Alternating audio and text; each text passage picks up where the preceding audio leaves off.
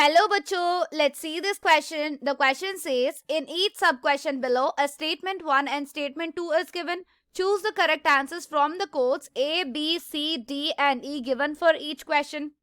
तो चलिए स्टेटमेंट्स देख लेते हैं. स्टेटमेंट 1 ये कह रही है कि reverse osmosis is used to purify sea water, और स्टेटमेंट 2 का ये कहना है कि solvent molecules pass from concentration solution to pure solvent through semi-permeable membrane if high pressure, that is greater than osmotic pressure, is applied on solution side. तो चलिए देख लेते हैं. पहले ऑस्मोसिस के बारे में जान लेते हैं, तब हमें रिवर्स ऑस्मोसिस अच्छे से समझ में आएगी. Osmosis is generally movement of solvent from a region of low concentration to a region of high concentration. तो ये रही हमारी ऑस्मोसिस. तो यहाँ पर रिवर्स ऑस्मोसिस की दी गई है.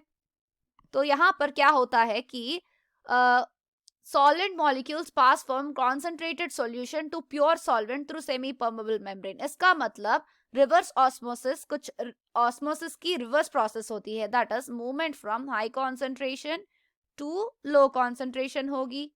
ये जो भी है ये रिवर्स ऑस्मोसिस होगी. Reverse osmosis. तो यहां पर क्या हो रहा है, थ्रू सेमी परमेबल मेम्ब्रेन ये चीज होती है. If high pressure is applied on solution side, मतलब यहाँ पर हाई प्रेशर अप्लाई करके ये प्रोसेस को चलाते हैं, दैट इज रिवर्स ऑस्मोसिस. यहाँ पर रिवर्स ऑस्मोसिस को रिप्रेजेंट की गई है इस स्टेटमेंट में, तो ये सही है. Reverse osmosis is used to purify sea water. Yes, reverse osmosis ही यूज करते हैं हम सी वाटर को प्यूरिफाई करने, बिकॉज सी वाटर में सोल्यूट पार्टिकल्स ज्यादा होते हैं, दैट इज साल्ट पार्टिकल्स वगैरह ज्यादा होते हैं, इसीलिए हम रिवर्स ऑस्मोसिस के वजह से हम इसको प्यूरिफाई कर पाते हैं. तो हमारी स्टेटमेंट होगी both statement 1 and 2 are correct and statement 2 is the correct explanation of statement 1. तो हमारी ऑप्शन होगी option A is the correct answer.